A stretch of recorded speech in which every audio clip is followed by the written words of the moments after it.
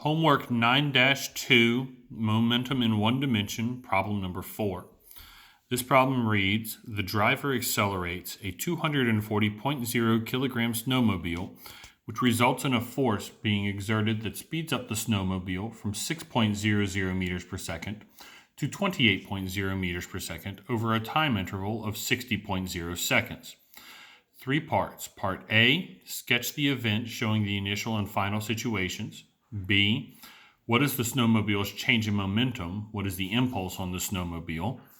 C, what is the magnitude of the average force that is exerted on the snowmobile?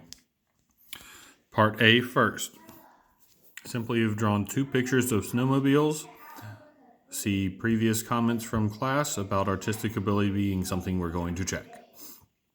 The mass of the snowmobile is 240.0 kilograms. Time it's taking is 60 seconds. The initial velocity was 6 meters per second, and the final velocity was 28 meters per second.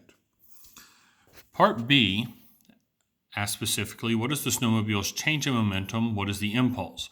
These are actually the same question, as impulse is defined as PF minus PI, which is change in momentum. So in order for us to calculate impulse, we do PF minus PI, which we can substitute MVF minus MVI. Mass of the snowmobile was 240, and we had both an initial and final velocity. Plugging in our numbers, we have MVF, which is 240 times 28, minus MVI, which is 240 times 6.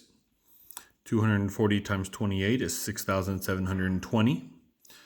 240 times 6 is 1,440. When you subtract these, we get 5,280.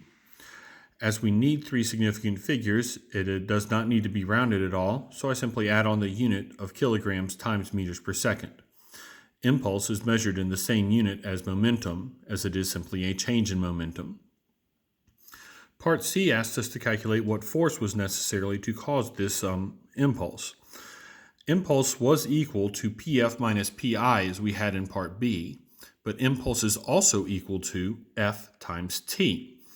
When we take this equation and rearrange it solving for F, we get impulse divided by time.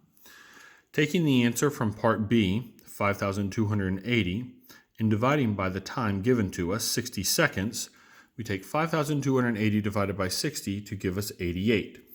We do need 3 significant figures, so we add a 0.0 to this, giving us 88.0, and since we are measuring and determining force, it is in newtons.